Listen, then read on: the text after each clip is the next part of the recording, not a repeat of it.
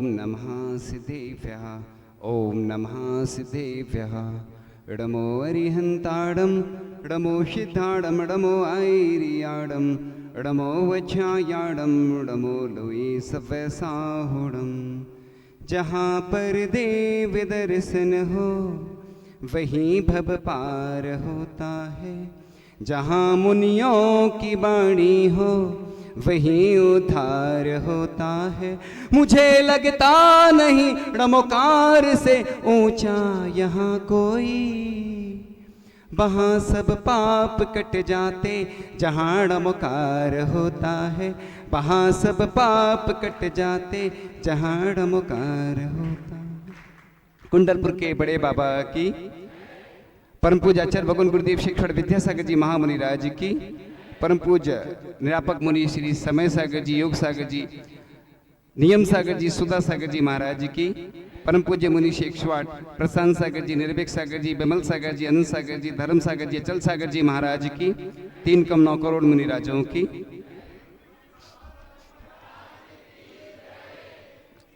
आज यहाँ पर सभी उपस्थित हुए हैं। यह धर्म नगरी है। यहाँ पर गणेश प्रसाद बड़नी जी जब पद्म पुराण सुन रहे थे, अचानक सुनते सुनते वह जैन धर्म से प्रभावित हो जाते हैं और जुड़ते जाते हैं, और पूरे देश भर में उन्होंने जैन धर्म का डंका बजाया और मढ़ौरा नगरी प्रसिद्ध हो गई पूरे देश में। और फिर पूज्य निरापक मुनि श्री समय सागर जी महाराज के सानिध्य में जब पंचकलनक हुआ यहाँ पर, तो ऐतिहासिक धर्म प्रभावना हुई और यहाँ के लोगों ने बढ़ चढ़कर हिस्सा लिया। और पूर्व अवस्था में एक बार आना हुआ था, मुनि अवस्था में सभी जितने मुनिराज हैं पहली बार ही आए हैं, तो इधर बड़ा उत्साह है। पिछले वर्ष यहाँ के युवाओं ने बहुत प्रयास किया और कमेटी के लोगों ने, समाज के प्रमुख लोगों ने उत्साह दिखाया। चतुर्मास की इनकी भावना थी, लेकिन पिछले वर्ष संयोग नहीं बन पाया था। इस वर्ष चतुर्मास की पूरी संभावना थी, अभी भी है। अभी ऐसा नहीं कि महाराज जी का चतुर्मास नहीं हो सकता है, प्रयास करोगे तो अभी भी चतुर्मास हो सकता है। जैसे महाराज जी का एक स्थान मिला था, दूसरा परिवर्तित हो गया, ऐसे तीसरा भी हो सकता है परिवर्तित। हम लोगों का भी एक बार हुआ था, चतुर्मास का संकेत आ गया, बिहार चल रहा था और रास्ते में ही परिवर्तित हो गया। पुण्य जिसका होता है उसी को लाभ मिलता है। तो कम समय में ज्यादा बात कहकर आप अपनी वाणी को विराम देंगे। इसी भावना के साथ यह जो यहाँ पर त्यागी वृत्ति भी बहुत हैं, यहाँ के विद्वान भी बहुत हैं, यानी यह प्रसिद्ध नगरी है, लेकिन कई बार उत्साह में कमी होती है। अपने जो व्यक्तिगत आयोजन होते हैं, कई बार शादी विवाह होते हैं, उनमें तो लोग बढ़ चढ़कर हिस्सा लेते हैं, और कई बार जब धार्मिक अनुष्ठान की बात आती है तो लोग दूर हो जाते हैं। वर्तमान की स्थिति को छोड़कर, वो तो आपको सबको मालूम है, इसलिए वो चर्चा नहीं करेंगे, लेकिन हमेशा आप लोग धर्म से जुड़े रहें। संतों के आगमन से सुख का रहे ना पार, संतों का जब गमन हो लगता जग असार। आचार्य ऋषि ने ये पंक्तियां लिखी हुई हैं। तो संत जब जाते हैं तो लोग दुखी होते हैं, जहां पर संत आते हैं बसंत आ जाता है। संतों का आना लोगों के लिए बड़ा सौभाग्यशाली अवसर होता है। लोग भावना बातें हैं कि साधु के चरण हमारे नगर में पड़े, हमारे चौके में पड़े। तो वो पंक्तियां गाते ना, मीरा ने ही भक्ति में घनश्याम को ध्याया था, कौन सी भक्ति करूं मैं गुरुजी, तुम मेरे घर आओ। मैं ही मीरा मैं ही राधा, राम श्याम बन जाऊं, कि एक बार आओ गुरुदेव, कि एक बार आओ गुरुदेव। तो प्रभु और गुरु के लिए दुनिया तरसती है। आचार्य की कृपा को दुनिया तरसती है, पुण्यशाली होते हैं जिनके ऊपर आचार्य की कृपा बरसती है। यानी एक ही बिरले संत हैं जिन्होंने दुनिया को सब कुछ दिया लेकिन अपने लिए कुछ नहीं किया। अभी कुछ दिनों की बात है, जब आचार्य ऋषि क्षुल्लक दीक्षा दे रहे थे और प्रवचन सुना तो आचार्य ऋषि की आंखों में आंसू आ रहे थे। मैंने 2 बार आंसू देखे आचार्य ऋषि की आंखों में। एक बार जब मैं कुंडलपुर में था, जब बड़े बाबा जैसे उठे, हम आचार्य ऋषि के बगल में खड़े हुए थे, उनकी आंखों में आंसू देखे।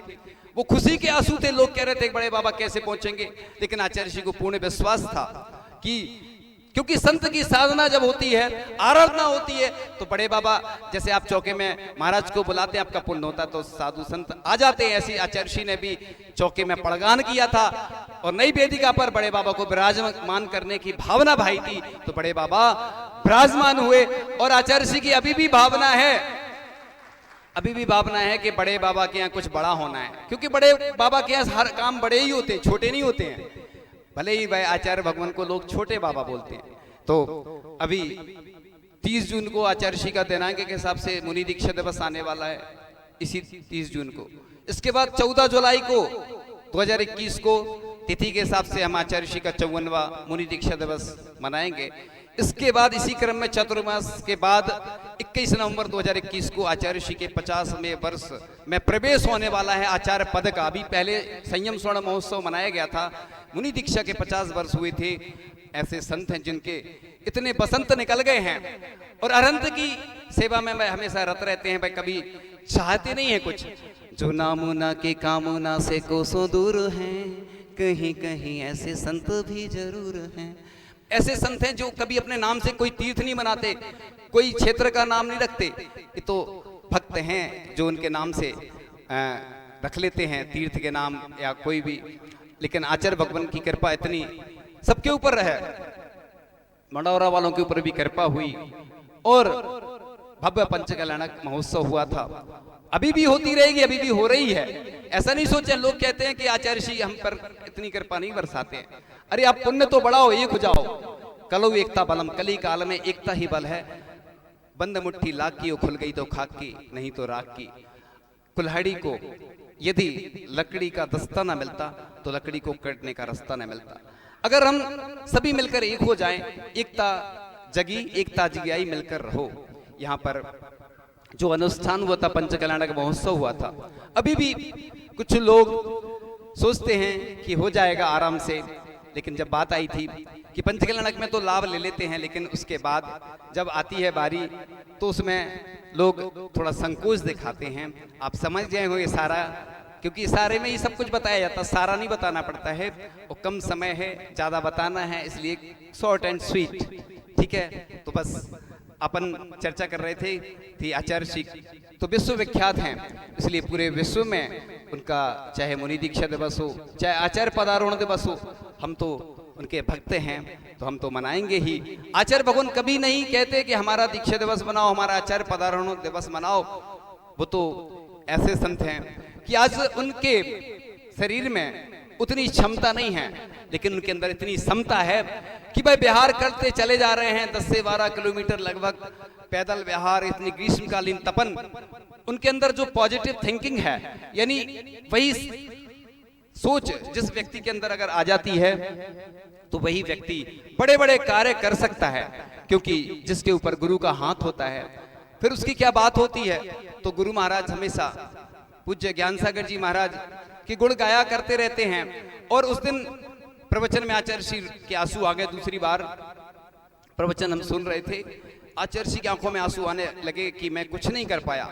बताओ, पूरी दुनिया को दिगंबर जैन धर्म की जो आज परचम लहरा रहा है, पूरी ध्वजा फहरा रही है पूरे देश में और पूरे विश्व में, आज दिगंबर जैन धर्म अगर जाना जाता है तो पूज्य आचार्य श्री विद्यासागर जी महाराज के कारण आज हमारे जिन शासन की प्रभावना हुई है। क्योंकि जिन शासन हमेशा रहेगा, क्योंकि ग्रंथों में उसका उल्लेख आता है, जिन शासन का ही उल्लेख आता है। और आज आचार्य भगवान की कृपा है कि आज दिगंबर धर्म जीवित रखा है, तो उन्हीं ने चर्या के माध्यम से, चाहे मूलाचार हो, चाहे समय सार को अगर देखना है तो आचार्य श्री के अंदर हम देख सकते हैं। और आचार्य श्री की ही कृपा है कि उनकी वरदानी छाव तले हम सभी एक होकर धार्मिक क्रियाएं करते हैं।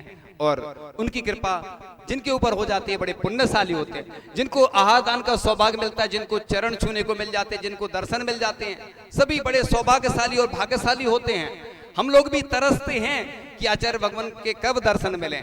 जब साधु संत पिछीदारी, साधु संत और त्यागी व्रती तरसते हैं तो सामान्य आदमी की तो बात ही अलग है। वो हैं ही ऐसे, क्योंकि संत तो बहुत होते हैं, लेकिन जो अरहंत बनने के लिए तत्पर रहते हैं, जो हमेशा इस मूलाचार की गाथा को साक्षात याद रखते हैं। भिक्कम बक्कम यम सोदी चरदी निच सो साहू ऐसो सुदविद साहू फड़िया जिण सासड़े भैबम।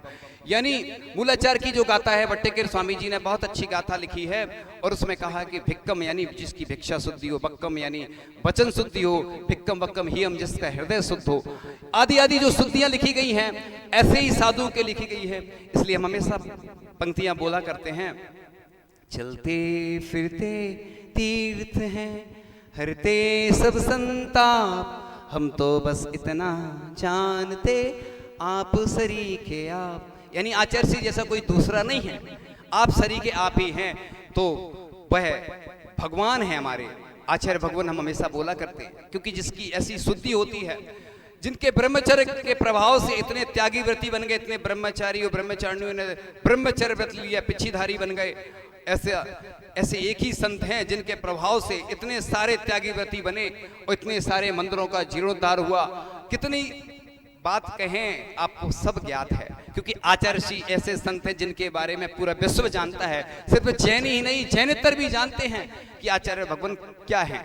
तो आचार्य भगवान की महिमा का वर्णन करते करते करते जब करते हैं तो ऐसे लगता है कि जैसे सहस्र नाम लिखा गया है कि सहस्र नाम 1008 नामों से जब सहस्र नाम के माध्यम से आदिनाथ भगवान की स्तुति की, ऐसी जब आचार्य की स्तुति करते हैं तो लगता है कि बस करते ही जाएं, लेकिन समय सीमा होती है। तो अपनी बात पूर्ण करते हुए कि आप ऐसे ही उत्साह बनाए रखें हमेशा। पक्का विश्वास है कि आचार्य भी मड़ावरा जरूर आएंगे, विश्वास रखो। क्योंकि हमने देखा है कि आचार्य भक्ति से आते हैं, लोग सोचते हैं कि हम ये करेंगे हम वो करेंगे तो आचार्य आ जाएंगे, ये गलत फहमी है। पुण्य बढ़ाना पड़ता है। तो हम तो चाहते कि यहाँ की भूमि तो पुण्यशाली है ही, बस थोड़ा सा ही कम है पुण्य, थोड़ा और बढ़ जाएगा तो गुरुजी के चरण अवश्य पड़ेंगे। क्योंकि गुरुजी को मालूम चल गया है कि ये छोटी मोटी भूमि नहीं है। पहले के लोग जरूर थोड़े वैसे थे, हमें मालूम है, आपको भी मालूम है कि हम जानते थे, नाम सुनते रहते, तो हमारी जो मेंटलिटी थी पहले की अलग थी। लेकिन जब देखा तो वाकई में इन लोगों ने जो उत्साह दिखाया, ऐसे लगता है कि यहाँ पे चतुर्मास तो करना ही चाहिए। क्योंकि साधु संत यही तो देखते हैं, यही तो ऊर्जा चाहिए है। क्योंकि ऊर्जा की आवश्यकता है वर्तमान में लोग, क्योंकि हम देखते हैं लोग हतोत्साहित से हो जाते हैं, जैसे एनर्जी नहीं हो, जैसे ग्लूकोज की 10-20 बोतल चढ़ना हो इनको। कई बार तो ऐसे लगता है कि जो ऊपर वाले हैं, हम लोगों को ऐसा लगता है नीचे वाले जैसे बैरा के जैसा आ गया, बिल्कुल ऐसे बैठे रहते हैं, जैसे उत्साह जागृत नहीं रहता। बस अपने चौके में उत्साह रहता है, अपनी अगर कुछ अपना काम करवाना हो तो उसके लिए उत्साह रहता है। लेकिन जब समाज की बात आती है तो हतोत्साहित हो जाते हैं। चिंता नहीं करो, हम तुम्हारे साथ हैं। जब भी तुम्हारे अंदर ऊर्जा नहीं हो तो बस गुरुजी के पास एक बार चले जाना। और भी हमारे निरापक मुनि महाराज हैं, और भी मुनि महाराज हैं, सबका आशीर्वाद ले लेना, आपके अंदर अलग ऊर्जा आ जाएगी। ग्लूकोज से कम नहीं है ये। ग्लूकोज चढ़ाने में तो पैसा लगता है और हो सकता है साइड इफेक्ट हो जाए। ये तो बिना साइड इफेक्ट की दवाई है और सबसे अच्छी वैक्सीन है। दुनिया में कोई इससे अच्छी वैक्सीन बनी नहीं है। और इसी प्रकार से कल पूज्य मुनि श्री प्रशांत सागर जी महाराज जिनकी अगवानी देवरी में की थी, पंचकल्याणक महोत्सव हुआ था। पूज्य मुनि श्री निरपेक्ष सागर जी महाराज वह सिद्धांत मर्मज्ञ हैं और कई कृतियों का सृजन किया है। दोनों मुनि महाराज बहुत वरिष्ठ महाराज हैं और हम तो चाहते हैं कि अभी तो टाइम है, महाराज जी का प्रवास आपको लंबा मिले। और हम लोगों का तो जैसा होगा तो हम लोग महाराज जी के पीछे पीछे हैं ही।